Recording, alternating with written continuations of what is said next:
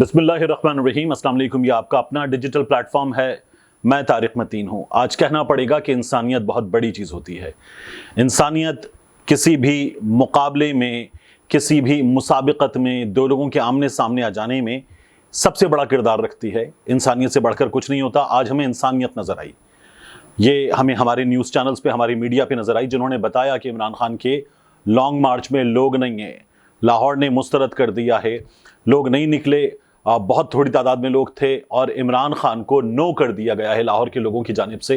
اگر ہمارا news media اس طرح کی باتیں نہ بتاتا تو انسانیت سے اعتبار اٹھ جاتا، مسلم لیگ نون کے سپورٹرز کا، رہنماؤں کا، ان کی سانسیں بحال نہ ہوتی۔ ان کی زندگی بچانے میں، ان کو آسرا دینے میں، ان کو امید دلانے میں میڈیا نے بہت بڑا کردار ادا کیا۔ یہ جو آپ کو لوگ نظر آ رہے ہیں، یہ جو آپ دیکھ رہے ہیں، یہ لوگ نہیں ہیں، یہ ہزاروں کی تعداد میں، بعض مقامات پر یہ لاکھوں کہے جا رہے ہیں، یہ لوگ نہیں ہیں۔ یہ ابتدا میں جو لوگ نظر آئے لبرٹی میں عمران خان صاحب کے آنے کے بعد، یہ لوگ یہاں نہیں ہیں۔ اس بات کو مان لیجئے، ہمارا میڈیا کہہ رہا ہے، نون لیگ کے لوگ بھی کہہ رہے ہیں کہ عمران خان کی سپورٹ میں لوگ نہیں نکلے۔ پھر اس کے بعد کلمہ چوک پر جو صورتحال نظر آئی، وہاں پر بھی لوگ نہیں ہیں۔ یہ جو آپ دیکھ رہے ہیں، یہ مناظر جھوٹے ہیں، یہ لوگ وجود ہی نہیں رکھتے ہیں۔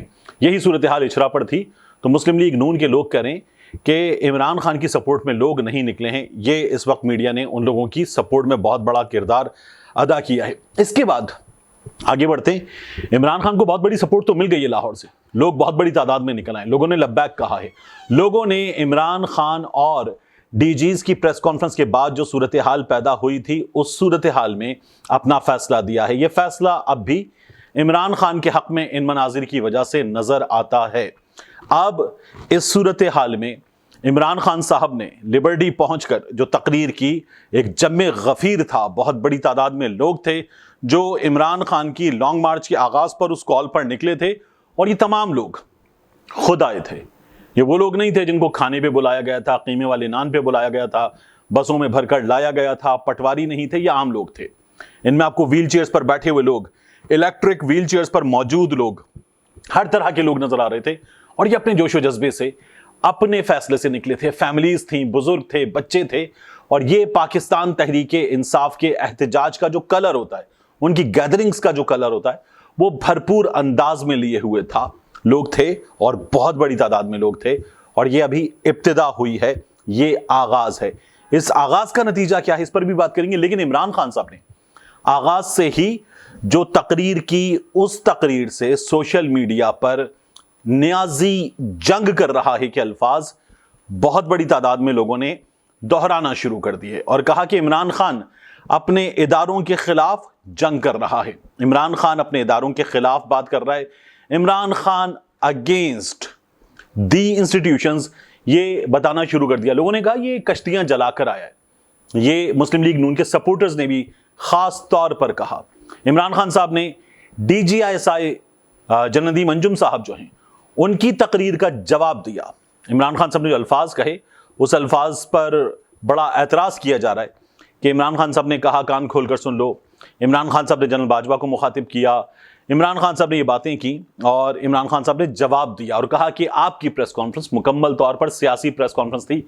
یہ بات عمران خان صاحب نے عامر متین صاحب کے پروگرام میں 92 نیوز پر گزشتہ روز بھی کی تھی، اب بھی کی، اور کہا کہ اتنی سیاسی پریس کانفرنس تو میں نے شیخ رشید کی بھی نہیں سنی جتنی سیاسی پریس کانفرنس آپ کی تھی۔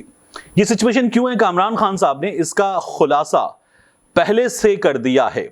عمران خان صاحب نے اس کے بارے میں کہا تھا کہ میں فکر مند ہوں کہ اپریل سے بین الاقوامی میڈیا یہ دکھا رہا ہے کہ پاکستان میں ایک انریسٹ ہے، اور اس میں عمران خان بمقابلہ فوج کی صورتحال نظر آ رہی ہے۔ عمران خان کئی دفعہ بڑے کیئرلیس ہو جاتے ہیں، ریکلیس ہو جاتے ہیں اپنے بیانات میں۔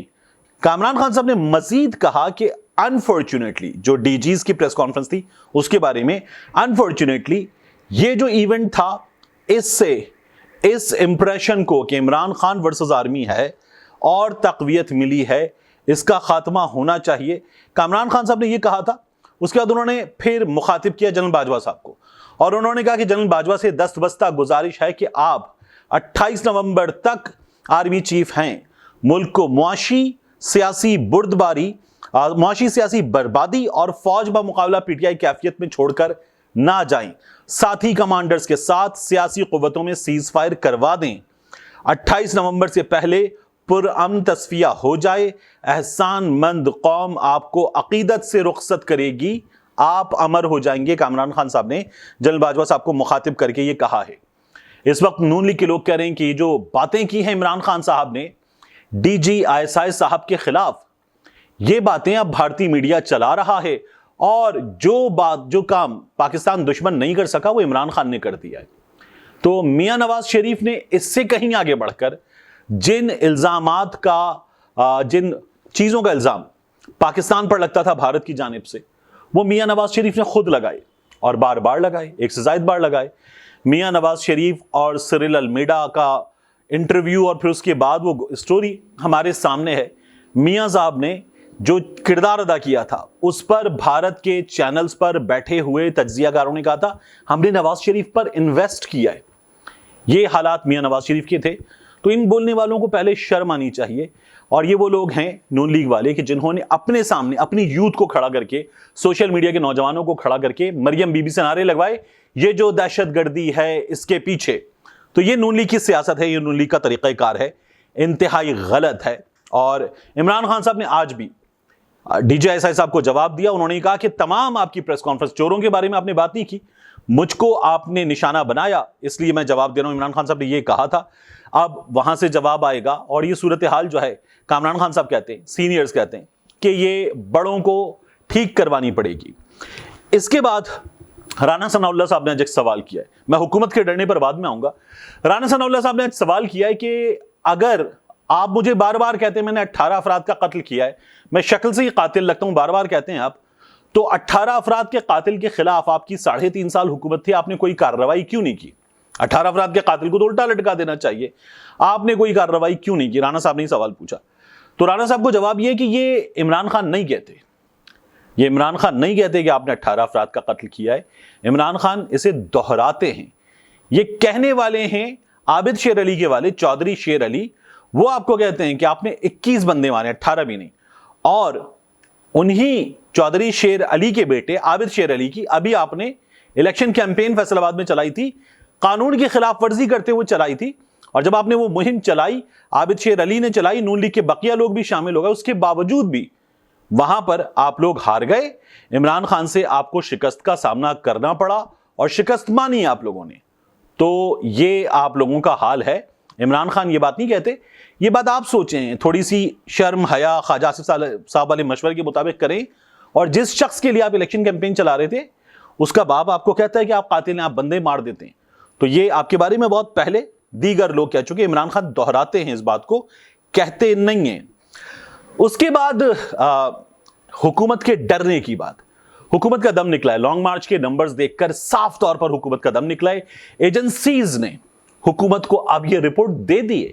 ایسے موقع پہ ایسی رپورٹس آ جاتی ہیں, یعنی جب حکومت دیکھتی ہے کہ کیا سچویشن ہے, یہ سچویشن بگڑنے والی ہے, لوگ بہت بڑی تعداد میں ہیں, تو پھر حکومت کو ایک اطلاع مل جاتی ہے. یہ اطلاعیں بنائی جاتی ہیں اور بنا کر دے دی جاتی ہے کہ لانگ مارچ میں قاسم سوری, علی امین گنڈاپور, شہریار آفریدی یہ جتھے لے کر آ رہے ہیں, یہ مسلح افراد کے جتھے لے کر آ رہے ہیں, ہتھیار وغیرہ لے کر آئیں گے یہ لوگ, اور یہ لوگ حالات خراب کر سکتے ہیں, بدامنی کا خدشہ ہے, حالات بگاڑ سکتے ہیں, خون خرابہ ہو سکتا ہے.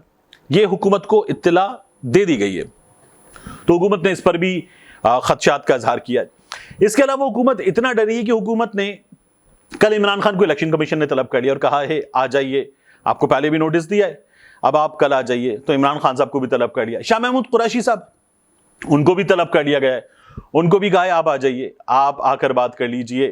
تو شاہ محمود قریشی صاحب کو سائفر والے معاملے میں طلب کر لیا ہے. اس سلسلے میں سیکرٹری خارجہ, سابق سیکرٹری خارجہ, انہیں آج طلب کیا گیا تھا.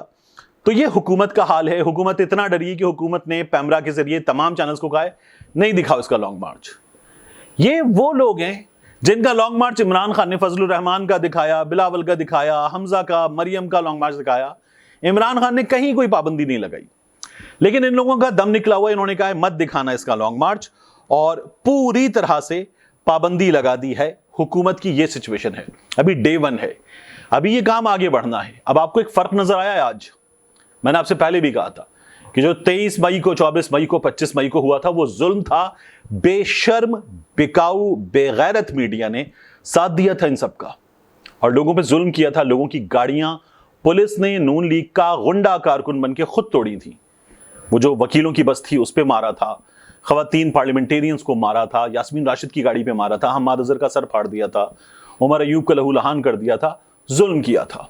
علامہ اقبال کی بہو کے گھر میں گھس گئے تھے, عام آدمی کے گھر میں گھس گئے تھے پولیس والے. اب پولیس سیکیورٹی دے رہی ہے, اب نمبر نظر آ رہا ہے آپ کو, اب لوگ نظر آ رہے ہیں آپ کو. لوگوں کو اطمینان ہے کہ پولیس وہ کر رہی ہے جو پولیس کا کام ہے. پولیس شریف خاندان کے ذاتی ملازم کے طور پر کام نہیں کر رہی. یہ ہے فرق, یہ فرق نظر آیا ہے, لوگ نکل آئے. ملتے ہیں انشاءاللہ آپ سے اگلی ویڈیو میں.